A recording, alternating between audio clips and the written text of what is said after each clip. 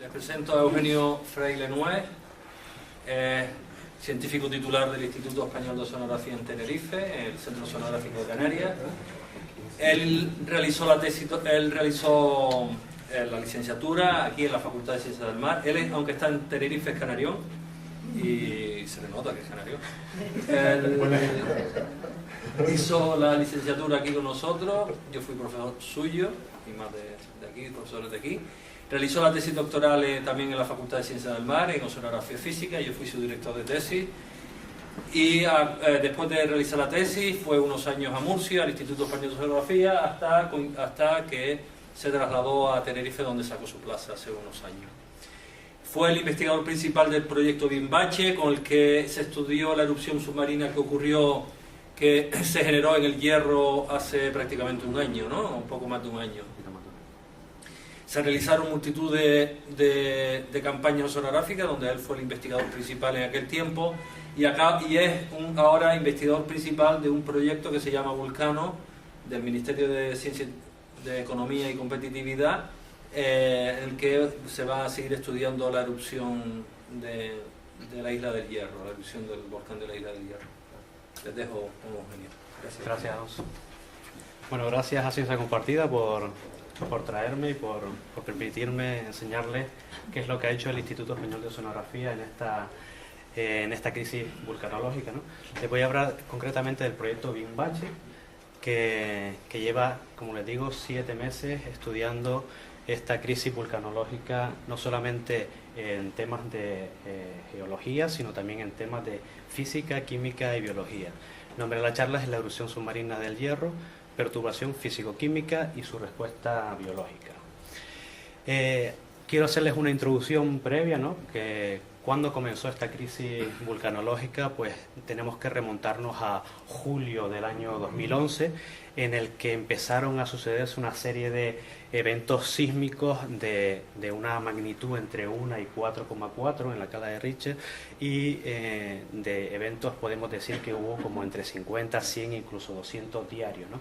Entonces el Instituto Geográfico Nacional prestó atención, por supuesto, a este evento, amplió su red sísmica para el estudio de esta crisis, y estos son unos resultados preliminares que ellos están disponibles en su página web, en el que se puede ver efectivamente que todos estos sismos tienen están distribuidos meridionalmente, atravesando prácticamente el centro de la isla del Hierro, y entre una profundidad del epicentro de entre 10 y 15 kilómetros de profundidad. Finalmente, el día 10 de octubre del 2011, la corteza terrestre pues rompió a 1,8 kilómetros al sur de la Restinga, y ahí comenzó el tremor volcánico y comenzó la erupción, el proceso magmático, ¿no? La erupción, la salida de lava. 2 días después ya fue visible mediante imágenes de satélite la perturbación de esa salida de magma en la superficie del océano. Por supuesto, pues esa mancha verde, bueno, tenía muchos colores, ¿no? La verdad es que la diversificación de colores era realmente importante, pues se movía con las corrientes oceánicas, con las estructuras mesoscalares típicas del sur del archipiélago canario, no solamente perturbando el Mar de las Calmas, que era donde salió el volcán submarino, sino prácticamente toda la isla del Hierro. Incluso en imágenes pueden ver que se puede usar incluso de trazador de estructuras mesoscalares anticiclónicas que derivaban cientos de kilómetros. Incluso en otras ocasiones de tiempo sur podemos ver que incluso esa mancha podía llegar hasta la isla de La Gomera también, ¿no? Aquí tenemos lo que les comentaba, ¿no? La última imagen, vemos un giro ahí, un giro anticiclónico en el que se puede ver perfectamente cómo traza esa mancha, perturbaciones en el norte de la isla, incluso en el este, etcétera, etcétera. Ahí ya comenzó la actividad el 22 de octubre, ya comenzó la actividad investigadora en el océano, que la llevó a cabo el Instituto Español de Oceanografía. Ya les comentaré un poquito después más específicamente sobre este tema. Los efectos visibles eran eran claros, eran una mancha de un color vivo muy grande, peces muertos en prácticamente pues toda la zona del Mar de las Calmas, no solamente peces pequeños, sino peces de todos los tamaños. Incluso tenemos peces, un pez espada, el efecto del burbujeo que nosotros llamamos el jacuzzi, o gran cantidad de ceniza en suspensión, ¿no? Mucha materia en suspensión, debido a eso, a la gran cantidad de productos magmáticos, ¿no? que expulsaba el volcán submarino. Y aquí tengo un vídeo, ¿se ve?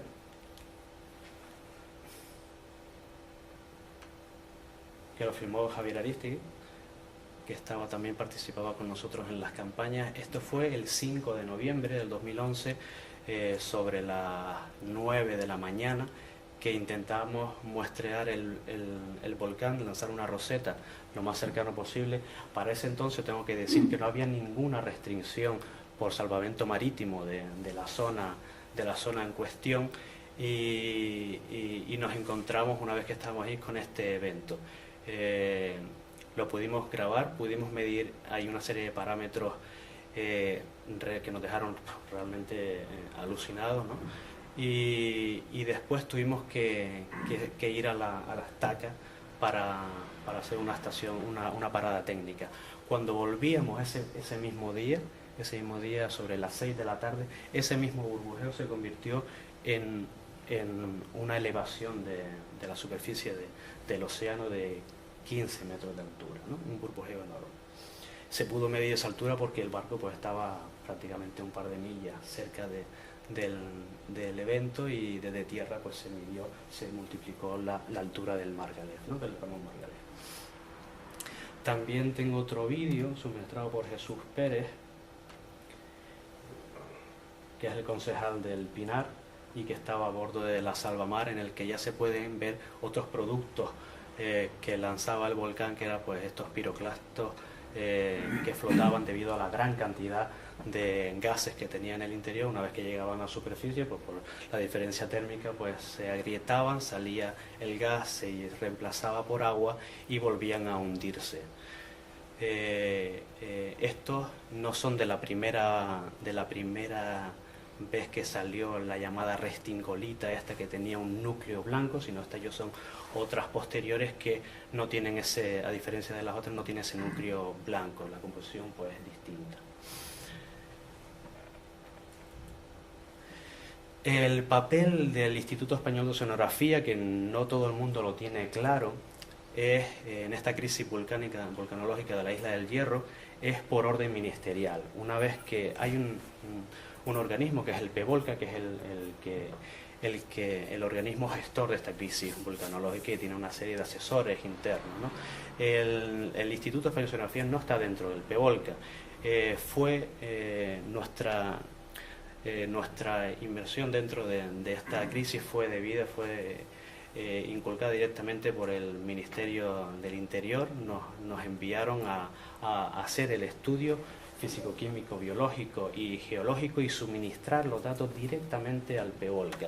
Nosotros no podíamos hacer ningún tipo de declaración a los medios de comunicación, ni por supuesto publicar nuestros resultados, en absoluto. Todo tenía que pasar y estar centralizado por PEVOLCA, que era después el que a través de nuestros estudios pues tomaba las decisiones oportunas, y ellos las comunicaban a través de su gabinete de prensa o el gabinete de prensa incluso del ministerio. Una cosa importantísima, el Centro Oceanográfico, el IEO, Instituto Español de Oceanografía, que es un centro nacional, el organismo, uno de los 7 centros de los que tiene, el que estudió la Isla del Hierro fue el Centro Oceanográfico de Canarias, ¿no? También nosotros quisimos que esta investigación solamente estuviese hecha pues por investigadores canarios.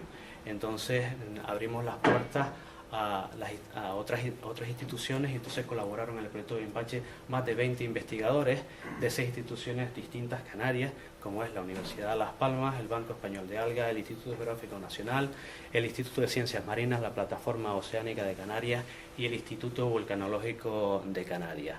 La verdad es que la respuesta de todas las instituciones fue excepcional. No tengo tuvimos ninguna queja de ellos. Se volcaron, incluso el tema presupuestario estuvo un poco complicado, y sacaron dinero incluso de sus propios proyectos para asistir a estas campañas oceanográficas y así poder proporcionar los datos bien al PEVOLCA, pero también para ciencia interna nuestra, ¿no? El objetivo fundamental de esta serie de campañas, aparte de suministrar toda esta información al PEVOLCA, pues era caracterizar el ecosistema marino de la Isla del Hierro desde un punto de vista físico-químico, con el fin de obtener pues ese impacto causado por el volcán submarino. El buque que envió el Instituto Español de Oceanografía fue el Ramón Margalef, que este barco tenía construcción en 2011, estaba incluso en periodo de prueba, y no terminó el periodo de prueba en la ría de Vigo, sino que directamente el Instituto Español de Oceanografía lo envió a la Isla del Hierro. Prácticamente hizo sus pruebas y todo lo hizo en el Hierro. Se portó de maravilla el buque, trabajando 7 meses en condiciones extremas de acidez, pH de 5, unas condiciones nada favorables para un buque de investigación nuevo que tiene que rodar maquinaria. Y la verdad es que la tripulación, muy profesionales, muy buenos, nos ayudaron con todo y el barco se portó muy bien para esta crisis. El coordinador del proyecto, como dijo Alonso, pues me tocó a mí. La verdad es que pues, un privilegio poder estar 7 meses liderando un proyecto de esta magnitud. Y ya digo que agradecer a todas las instituciones canarias por portarse como se portaron y por echarnos una mano en todo, ¿no? El instrumental, aunque son todos de ciencias del mar, pero el instrumental básico que utilizamos fue la roseta. Bueno, la roseta solamente es la estructura, pero teníamos a bordo de esa roseta una serie de sensores físico-químicos instalados, como es un Cyber 911 Plus, que es un CTD de lo mejorcito que hay en el mercado, con la resolución más alta para temperatura, conductividad y presión. También teníamos aparte sensores como transmisómetro, oxígeno, fluorescencia, etcétera. Teníamos un montón de sensores y aparte teníamos, pues, por supuesto, las 24 botellas oceanográficas para recoger muestras in situ de agua y después, a posteriori, pues, ser analizadas por los oceanógrafos químicos y los oceanógrafos biológicos que iban a bordo del Margalef. También tengo que decir que el Margalef, pues, una de las limitaciones es que solamente disponía de 12 plazas. Así que el tema de las plazas era muy complicado, pero teníamos que hacer que fuese lo más multidisciplinar posible esta campaña, y entonces también el esfuerzo que hacían los investigadores por realizar todos los parámetros que querían hacer con el mínimo personal a bordo, ¿no? Los oceanógrafos físicos, que en este caso son oceanógrafas físicas, todas de la mano de Alonso Hernández, como es la doctora Verónica Benítez y la doctora Isis Comas, se encargaron de todo el tema físico, manejaban la roseta, el CTD y procesaban los datos, etcétera, para que la roseta estuviera en superficie, preparada y lista para que los oceanógrafos químicos y físicos pudieran realizar su tarea. Los oceanógrafos químicos, en esta ocasión pudimos contar también con uno de los expertos mundiales en el tratamiento de datos de oxígeno y de nutrientes. Pepe Escane, esta fue su última campaña, ya se ha jubilado, así que otro honor más acabar la campaña Bimbache con él. Después, dentro de los oceanógrafos químicos, lo conocen perfectamente, el decano de la facultad. Tenemos aquí al doctor Melchor González Dávila, que se encargaba de todos los compuestos de todo el sistema del carbono inorgánico total, alcalinidad, PCO2, y también a la doctora Magdalena Santana Casiano, que se encargaba del pH, tanto potenciométrico como espectrofotométrico, el azufre, el potencial redox, y también a Aridane, que le ayudaba en el tema del hierro, el hierro 2 disuelto y hierro ferroso.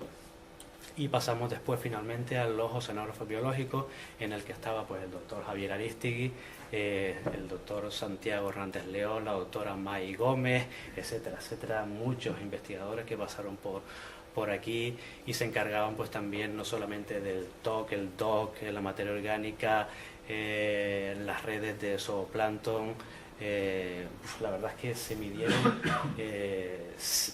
pues, decenas de parámetros y tenemos pues la verdad es que millones de datos. Para que se hagan una idea de cómo fue la evolución de las campañas en un cronograma, estuvimos, bueno, aquí tenemos que la erupción comenzó, como les digo, el 10 de octubre, el día 12 ya era visible en el océano, el día 15 ya salieron las primeras piedras a la superficie y ya el día 22 entró en acción el Instituto Español de Oceanografía con las campañas de geología. En violeta son campañas de geología, en azul, verde son campañas de física, química y biología. Comenzamos el LEC 3 con esa campaña exhaustiva en el sur, de medidas en el sur de la Isla del Hierro, haciendo especial foco en el volcán y alrededores. Después comenzamos con el LEC 5, que tuvimos la ocasión de ir al norte porque se pensaba que había otra posible fractura en el norte y querían inspeccionar si era cierto o no. El LEC 8, en el que nos volcamos en el sur y en el este de la Isla del Hierro, haciendo un experimento de dilución realmente importante. Y el LEC 10, nuevamente focos en el sur de la isla, así como la 12, que ya fue centrada muy en los alrededores del cono volcánico, porque ya la perturbación que había generado el volcán pues ya era muy limitada, ¿no? Para ponerles números, como le dije, a todas estas muestras que recogimos, pues ahí tienen la siguiente tabla, que fueron datos recogidos durante los LEC 3, 5, 8, 10, 12 y también otras campañas que también lideré yo, que es la RAPROCAN y CETOBAP, que es una campaña de la Universidad de La Laguna, pero que nos cedieron un par de días para nosotros hacer también una investigación centrada en la Isla del Hierro. Realizamos un total de 127 estaciones con más de 5 millones de datos de temperatura, salinidad, fluorescencia, transmitencia, etcétera. También llevamos un sistema LDCP para medir la corriente en toda la columna de agua. Lanzamos más de 66 sondas batitermógrafas o XPT. Teníamos también un ADCP en continuo, un termiosalinógrafo, la sonda EK60, datos de meteorología, navegación, bueno, para no aburrirlo, ¿no? Ahí ven los datos que son pues realmente de tener en cuenta, ¿no? para una campaña de esta magnitud y vamos, prácticamente única en el mundo, ¿no? Única en el mundo digo porque es la primera vez que se mide estos parámetros desde el inicio del proceso eruptivo, durante y a posteriori, ¿no? Porque todavía sigue en la universidad, ha seguido no solamente con el Ramón Margalef, sino con otra serie de barcos que han pagado ellos, y ya les comentaré a posteriori pues que, o como dijo también Alonso al principio de su intervención, de la presentación, pues que el Plan Nacional pues me ha concedido pues otro proyecto para continuar con esta serie temporal tan rica en datos, ¿no?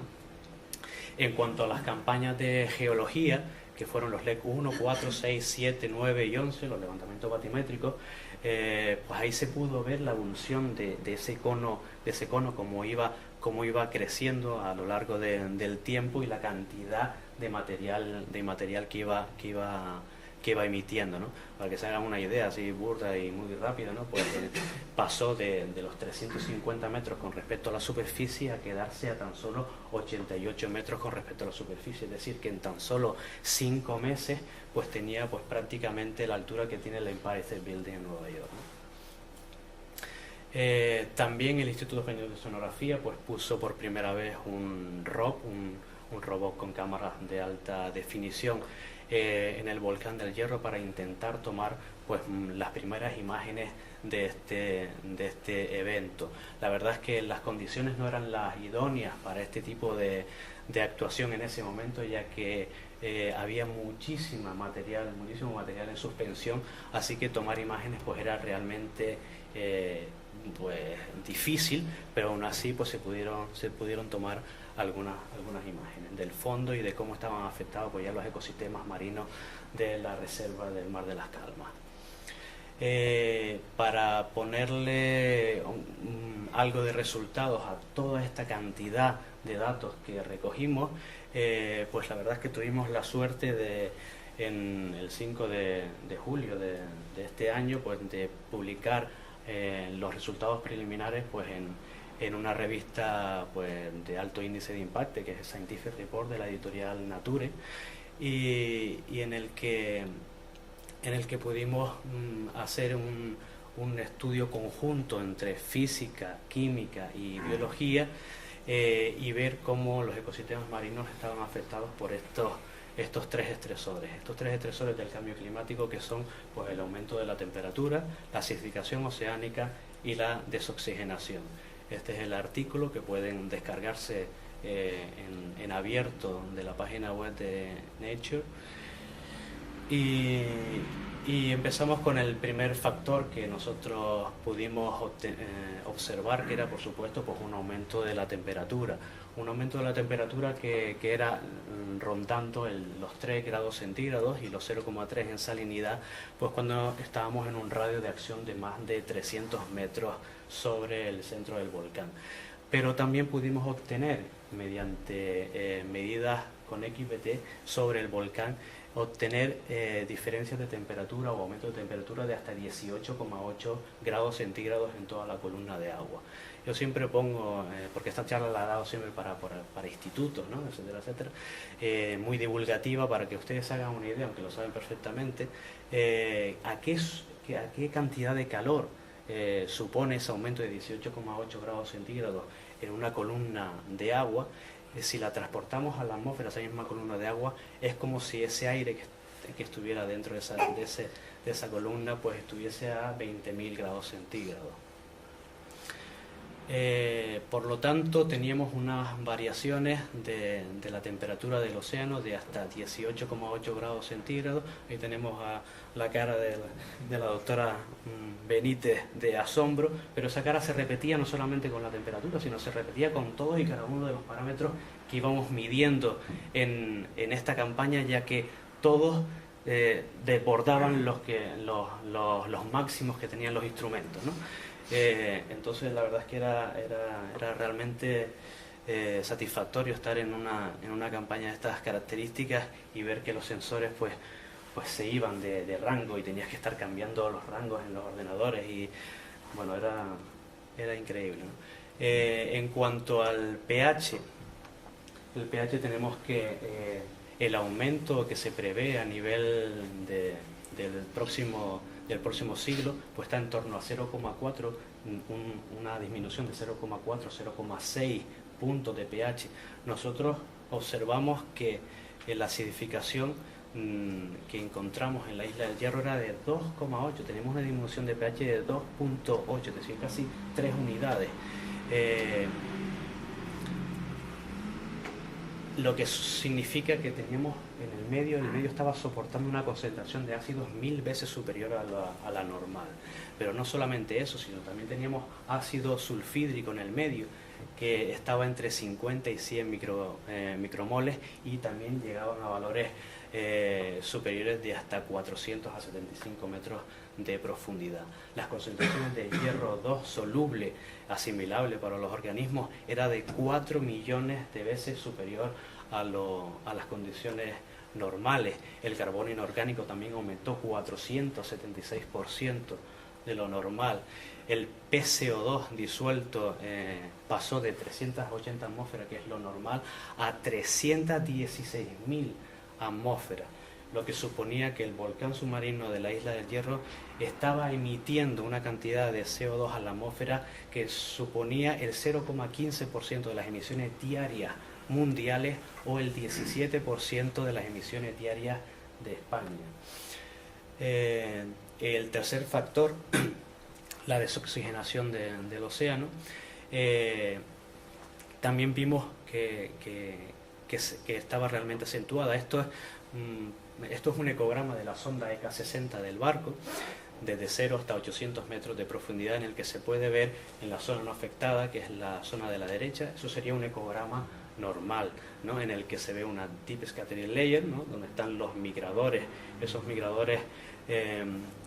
organismos migradores que suben a superficie a comer durante la noche para no ser observados y poder comer, y después vuelven a migrar a la Deep Scattering Layer durante el día, ¿no? Es decir, que es una migración que está completamente controlada por el régimen de luz. Si nos vamos a la zona afectada por el volcán, vemos que ya esa Deep Scattering Layer está como afectada, es decir, ha subido casi 200 metros en superficie. Eso es debido a la gran concentración de material en suspensión que evitaba el paso de la luz. Y también vemos una zona blanca, bueno, tengo aquí un puntero, no sé por qué señal, tiene una zona blanca que esta zona es completamente distinta a donde está la Mixed Layer.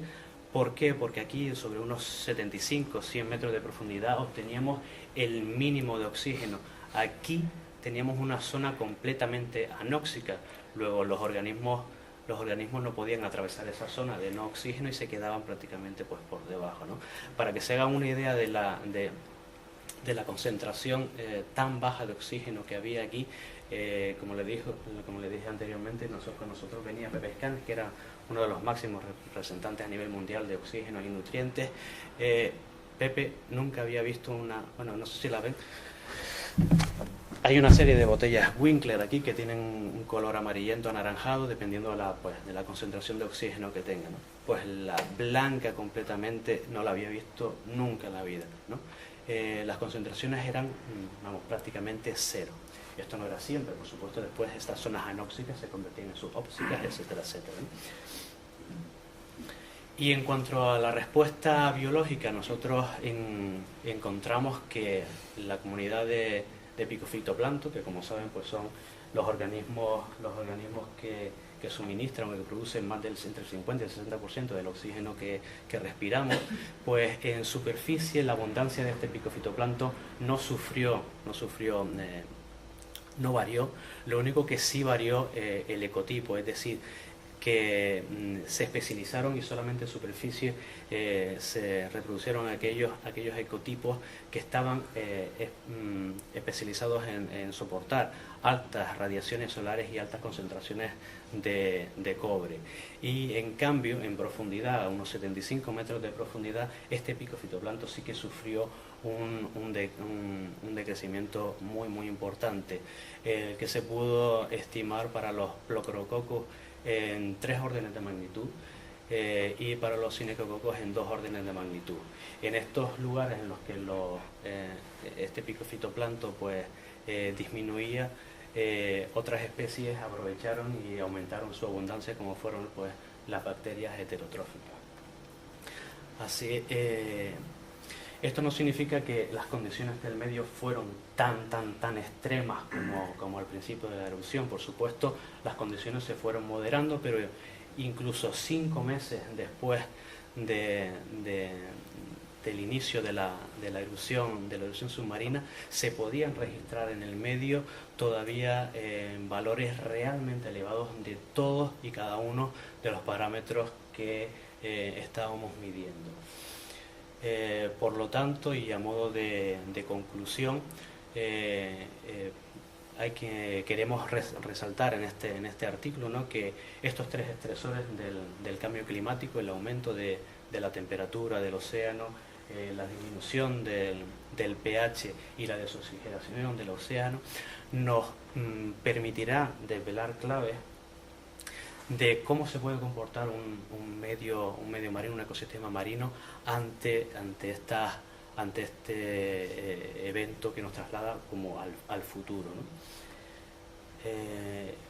Para decirles cómo está el proceso en estos días del volcán submarino de la Isla de Hierro, hay que decirles, o podemos decirle con los últimos datos que tenemos, que está en proceso de gasificación.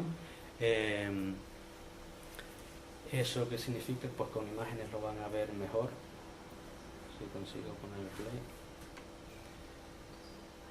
Esto fue tomado en abril y en mayo con imágenes de un ROV submarino del IGN, en el que se puede ver perfectamente cómo ese proceso de gasificación está actuando, pero como les digo, de una manera muy localizada, solamente en torno a medio kilómetro de radio, ¿no? Centrado en el cono del volcán. De hecho, la última vez que estuvimos allí haciendo mediciones, nos costaba incluso obtener esa perturbación producida por estos gases, que es básicamente CO2. Y ya para finalizar, lo que comentó antes Alonso Hernández Guerra, que es el proyecto Vulcano, que es un proyecto del Plan Nacional que me acaban de conceder para volver a estudiar durante 2 años más este evento, y en el que por primera vez el Instituto Español de Oceanografía pretende poner una boya de monitoreo superficial sobre el cráter, en el que vamos a obtener parámetros de temperatura, conductividad, presión, velocidad, PCO2, pH, y todo en tiempo real, vía satélite y de una manera bidireccional. Luego podemos obtener medidas en cualquier momento. Para finalizar, ya muchísimas gracias por su atención, y especial agradecimiento a todo el equipo de múltiples instituciones que sin ellos este proyecto pues no se hubiese podido realizar. Muchas gracias.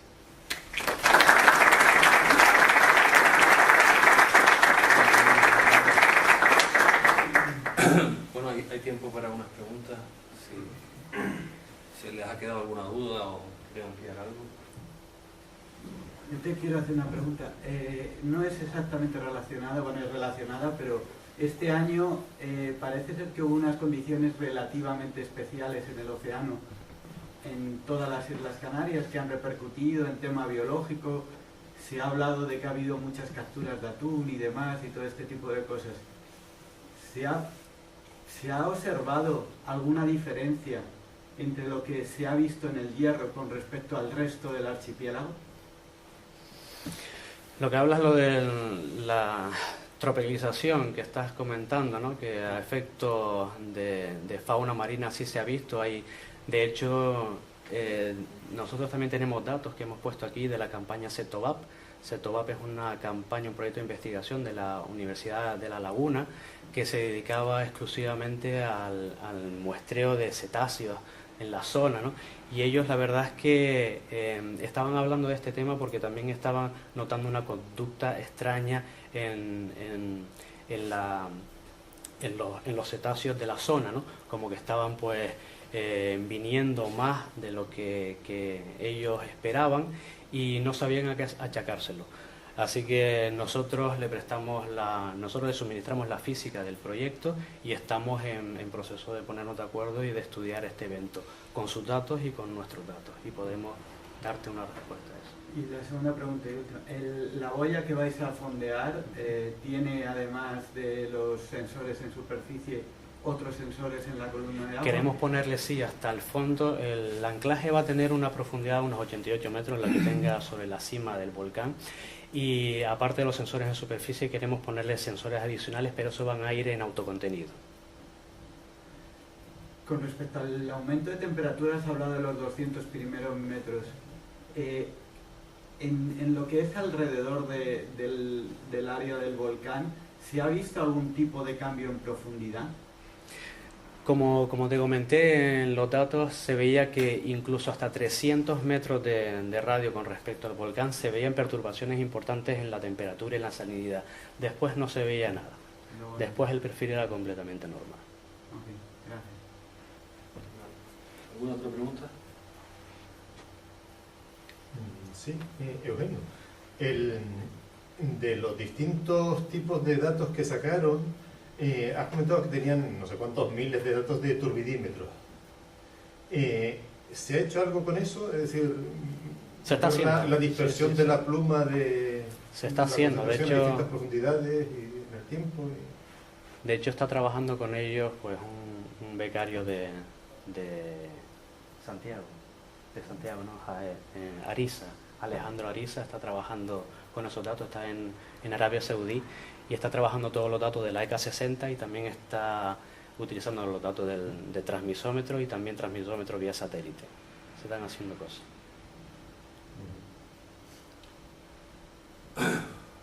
¿Alguna otra pregunta? Vale, pues gracias, Eugenio.